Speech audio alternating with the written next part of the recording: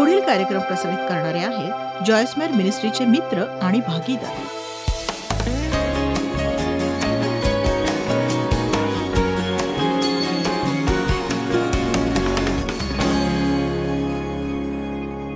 पहिले पेत्र अध्याय 5 वचन 8 तर सावध असा. सावध. तुमच्यापैकी किती जणांना ठाऊक आहे सावध म्हणजे शिस्त आणि आत्मसंयमन आहे?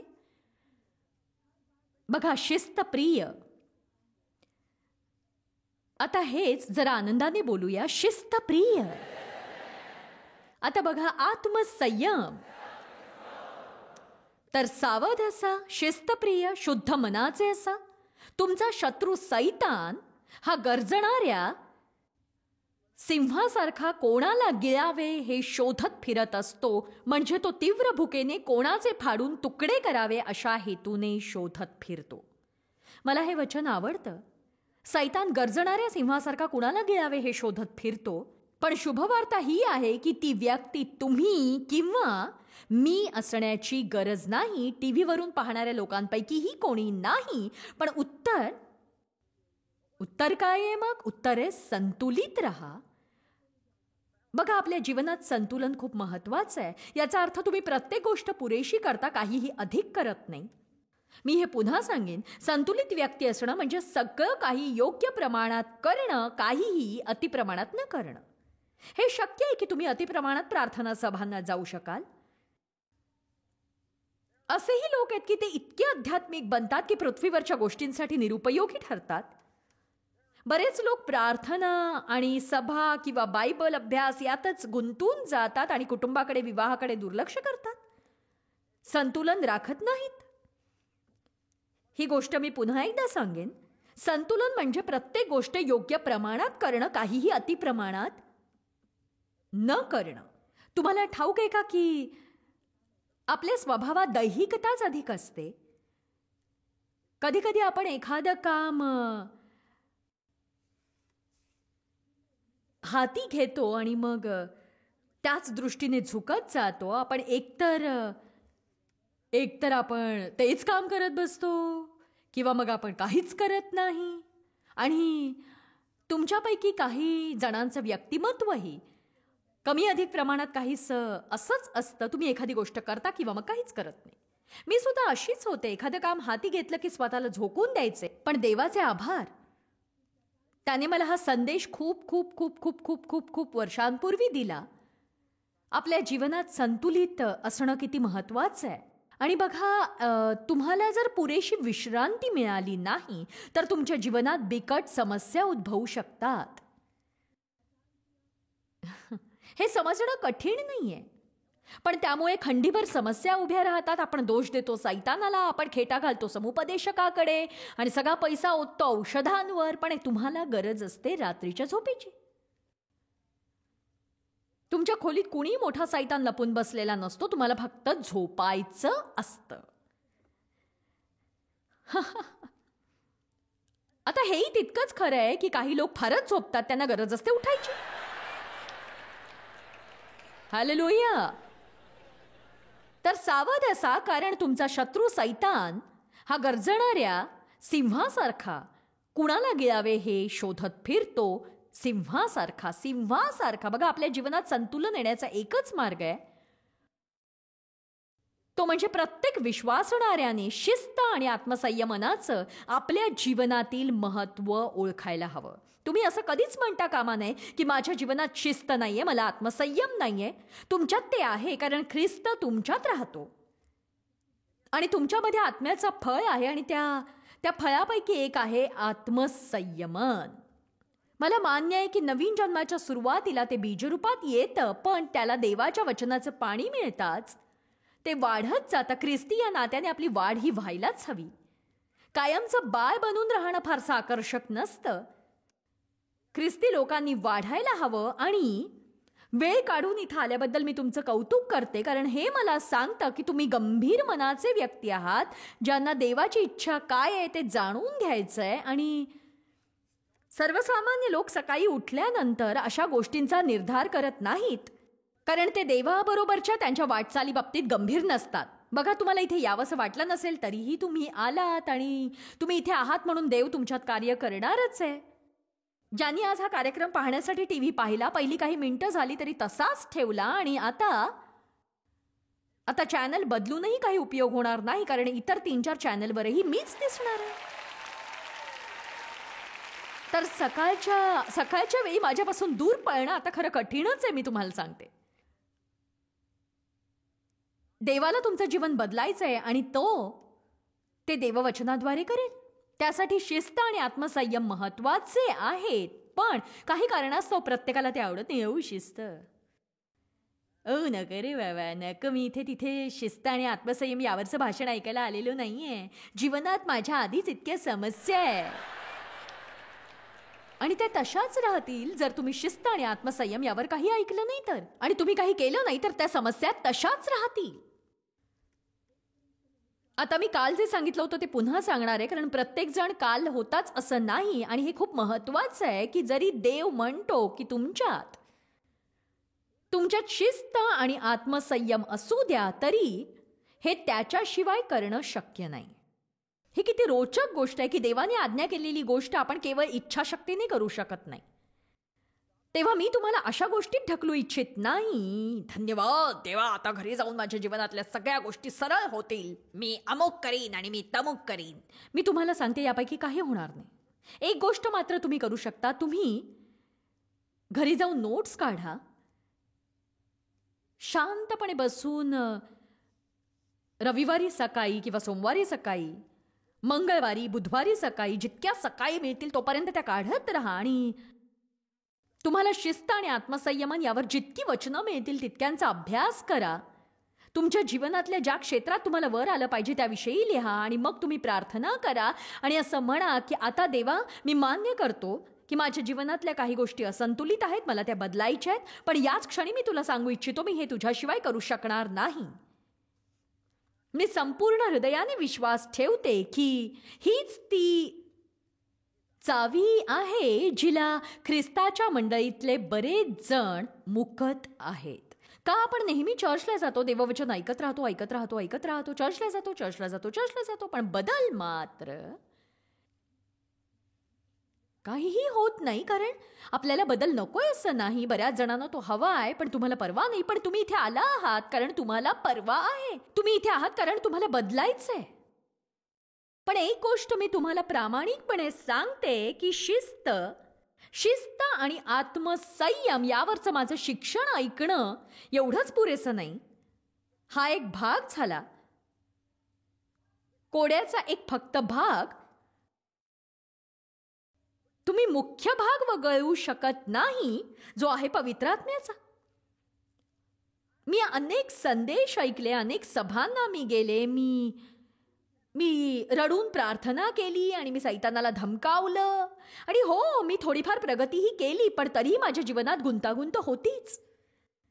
पण जेव्हा मला कळलं की प्रभूशिवाय मी काहीही करू शकत नाही, तेव्हा मी देवासोबत नित्यनेमाने दर्जेदार वेळ गांभीर्याने घालवू लागले. प्रत्येक सकाळी तुम्ही इथे आलात हे छान झालं, पण त्यापेक्षा देवासोबत वेळ घालवा. इथे असणं आणि देवासोबत वेळ घालवणं यातली निवड करायची असेल तर मी सांगेन की तुम्ही देवासोबत वेळ घालवणं निवडा. माझ्या टीव्ही कार्यक्रमाला देवाला दिलेली वेळ समजू नका. मला माझे दर्शक गमवायचे नाहीत, पण माझं म्हणणं आहे की तुम्हाला शिक्षणाची गरज आहे, तरी तुम्ही देवाला वेळ द्या.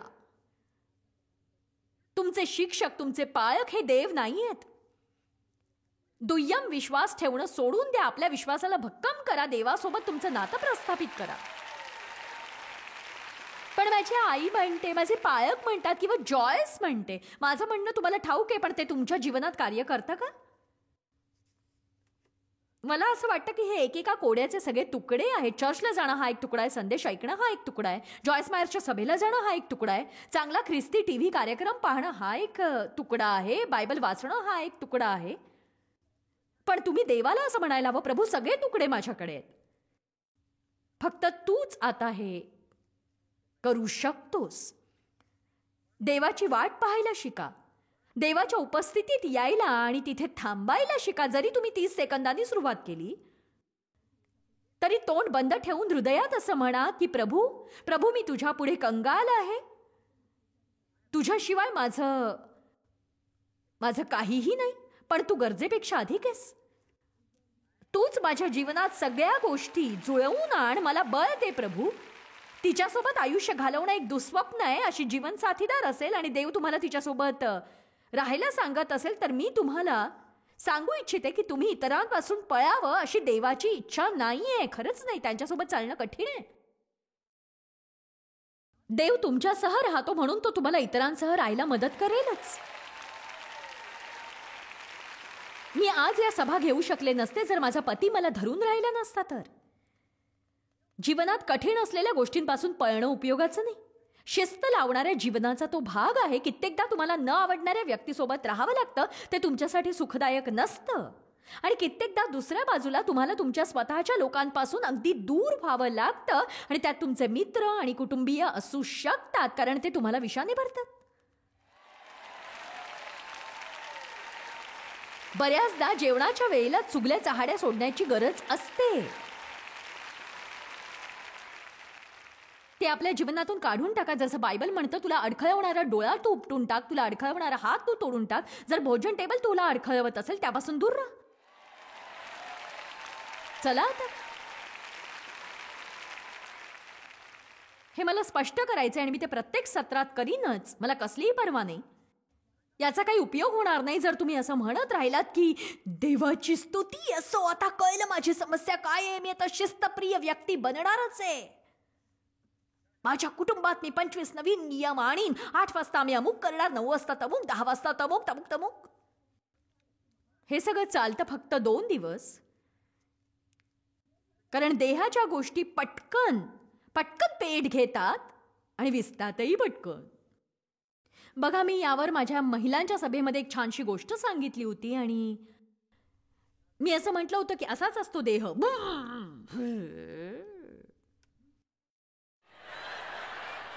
चला,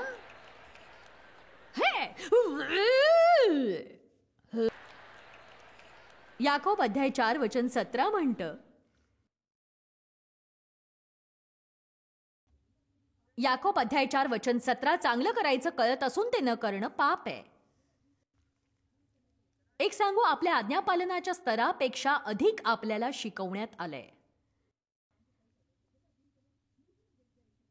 पण चर्चमध्ये बसून बसून आपले पार्श्वभाग सपाट होतात, इतके की खुर्च्यांना भेगा पडायची वेळ येते.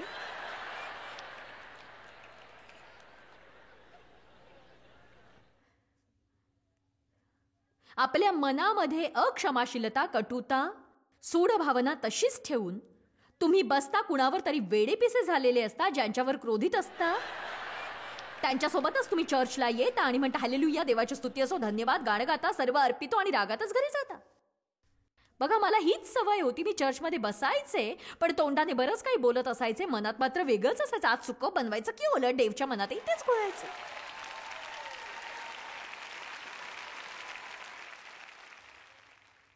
तुम्ही आमेन म्हटल्यामुळे सगळ्या गोष्टी मिळत नाहीत. बऱ्याचदा जास्त बोलणाऱ्यांना कमी ज्ञान असतं. हो,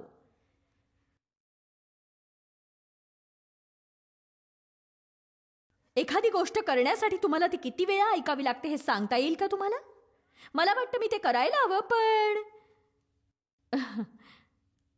मला वाटतं मी ते करू नये. पण तर देव तुम्हाला सांगत असतो, तुमचं हृदय तुम्हाला सांगत असतो मी ते करायला हवं होतं, मी ते करायला नको होतं. तुमचा देह तोंड वर काढून म्हणतो मी कसंही ते करीनच आणि माझ्या गोष्टी चालून जातात.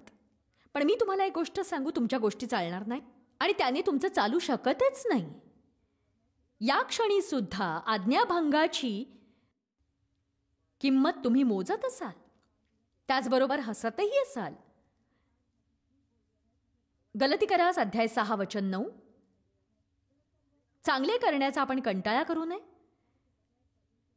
कारण योग्य वेळी त्याचे फळ मिळेलच. विस्तारित म्हणतात तर आपण चांगले करताना खचू नये आणि आपला धीरही सोडू नये, कारण आपण कंटाळा केला नाही आणि धैर्य सोडले नाही तर योग्य वेळी आपल्या पदरी पीक पडेल. एवढे मात्र निश्चित आपल्या पदरी पीक पडेल.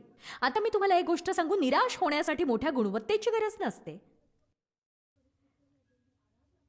माझ्या असं सगळ्यांनाच नेहमी निराश व्हावंसं वाटतं, पण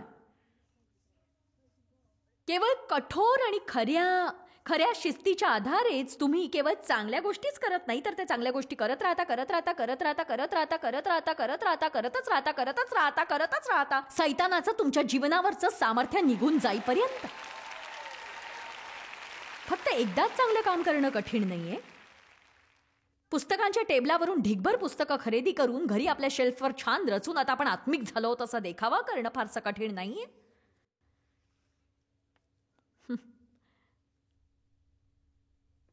पण आता हे नीट ऐका किंवा नीट बघा.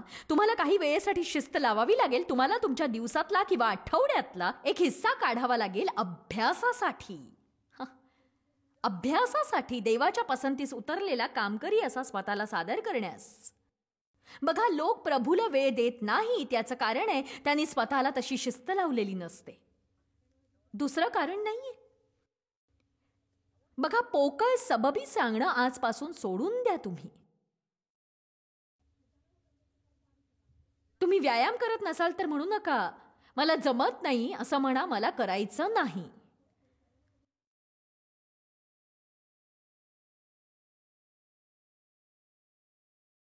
माझ्यावर जबरदस्ती करू नका. तुम्ही व्यायाम आणि खाण्याविषयी तर बोलणार नाही आहात ना, मला ते ऐकायचं नाहीये.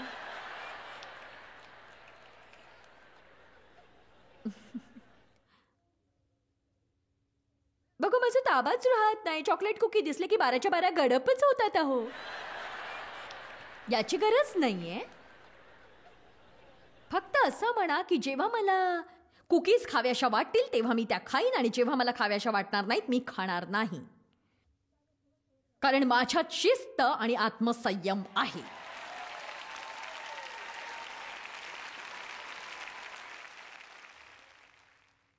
जे योग्य आहे ते करत राहा, चांगलं ते करत राहा, जे योग्य आहे ते करत राहा. काल मला डॉक्टर पॉल ऑस्टिन यांची मुलाखत घेण्याचं भाग्य लाभलं. एका शोचं संचालन मी केलं. साहजिकच ते जोएल ऑस्टिन यांचे थोरले बंधू आहेत आणि मला खात्री आहे बऱ्याच जणांना ते ठाऊक आहेत. आणि ऑस्टिन्स आमचे मित्र आहेत आणि मला वाटतं माझ्या TV कार्यक्रमांमध्ये मी त्यांची कथा सांगतेच.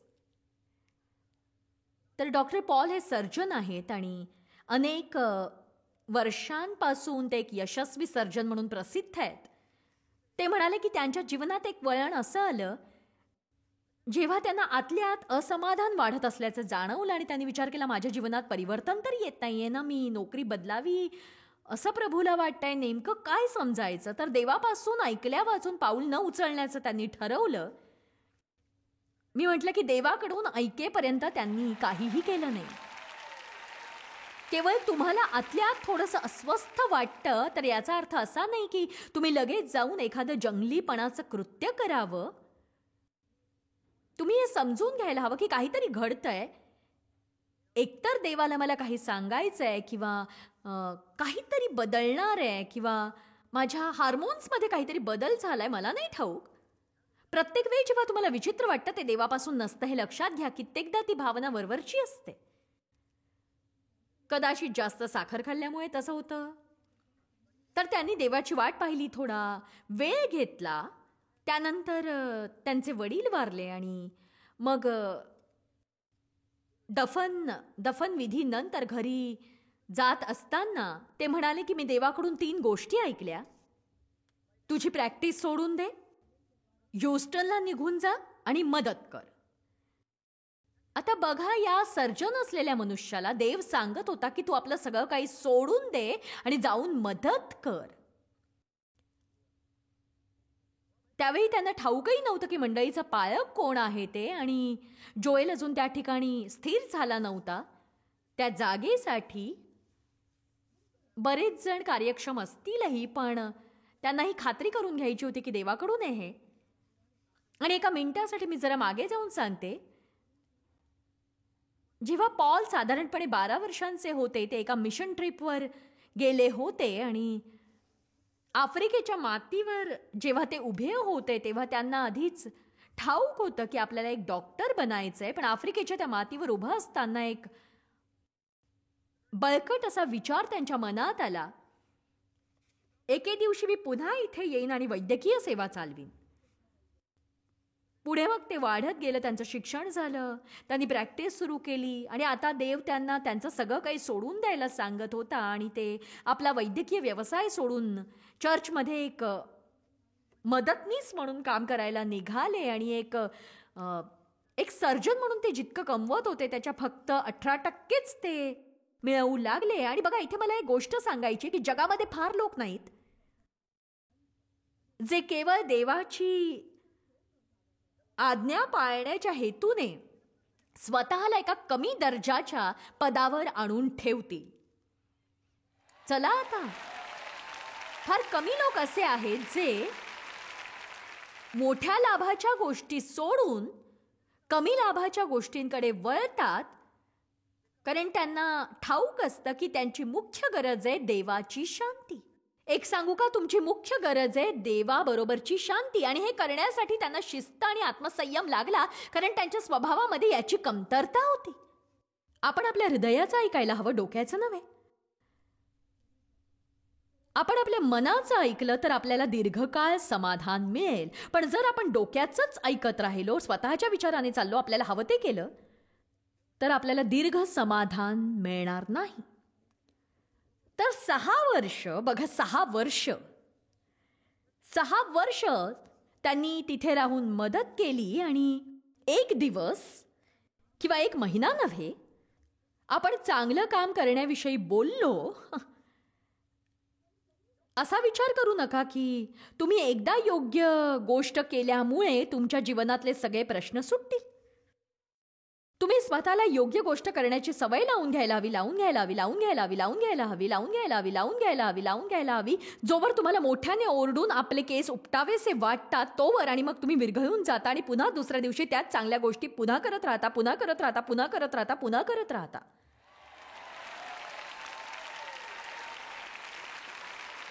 मधून मधून तुम्ही विरघळणं तुमच्यासाठी बरंच असतं, ते देवाला समजतं.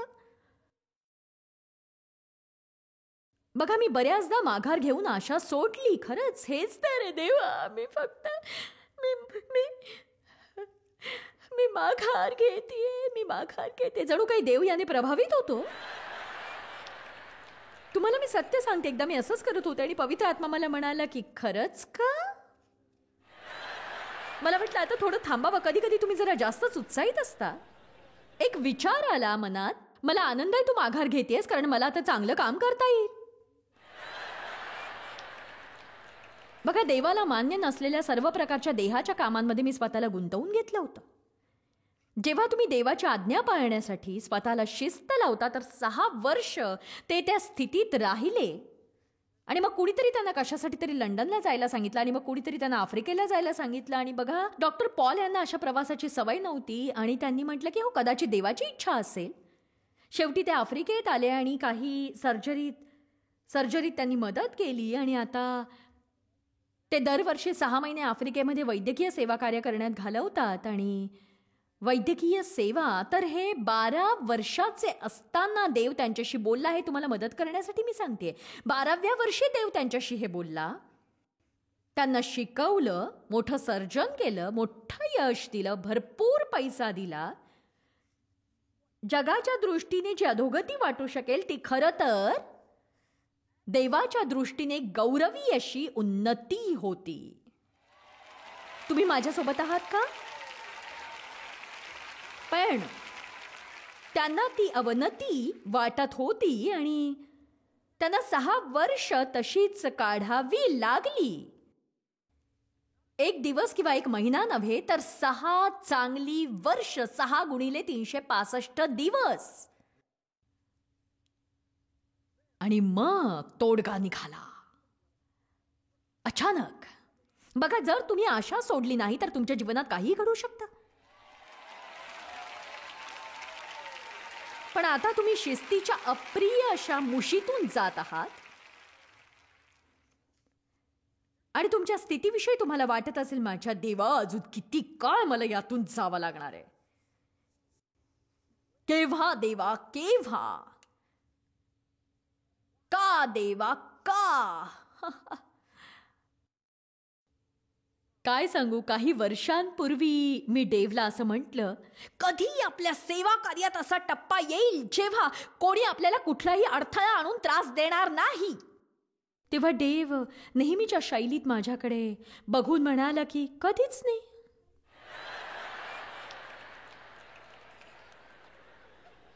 आणि एक सांगू का, ही घटना 22 वर्षांपूर्वीची आहे आणि त्याचं बरोबर होतं, ते अजूनही चालूच आहे. तुमची वृत्ती अशी हवी की सगळं संपलं तरी मी इथे ओरडणं थांबवणार नाही, कारण मी कधीच धीर सोडणार नाही आणि मी मागे हटणार नाही. मी मागे हटणार नाही, हटणार नाही, हटणार नाही, हटणार नाही, हटणार नाही, हटणार नाही, हटणार नाही, हटणार नाही. बघा, आपल्या जीवनामध्ये संतुलन असायलाच हवं आणि संतुलन खूप महत्वाचं आहे. याचा अर्थ सगळं काही पुरेसं करा, पण कसलाही अतिरेक करू नका.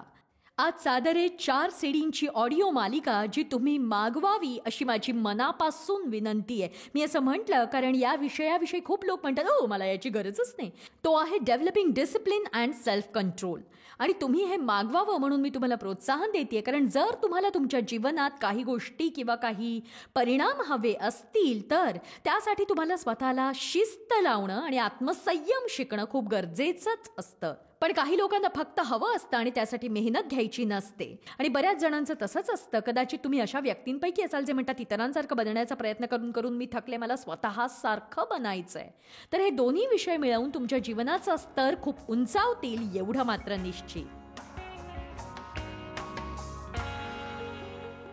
जॉयस्मायर मिनिस्ट्रीज करता तुम्ही खूप मौल्यवान आहात. आम्हाला तुमचं कौतुक आहे आणि जगभरामध्ये हे सेवा कार्य शक्य करण्याकरता आम्ही आमच्या मित्रांचे आणि पार्टनर्सचे आभारी आहोत. आम्ही एकत्रितपणे भुकेल्यांना खाऊ घालतो, गरिबांना वस्त्र देतो आणि राष्ट्रांना सुवार्ता सांगतो. तुमच्या प्रार्थनेच्या विनंती करता आमच्याविषयी आणखी माहिती मिळवा. जॉयसच्या कॉन्फरन्सच्या तारखा पहा आणि ख्रिस्ताची प्रीती जगभरामध्ये पसरवण्याकरता आमचे सहभागी व्हा. याचा सर्व खर्च जॉयस्मॅक मिनिस्ट्रीचे मित्र आणि भागीदार करत आहेत.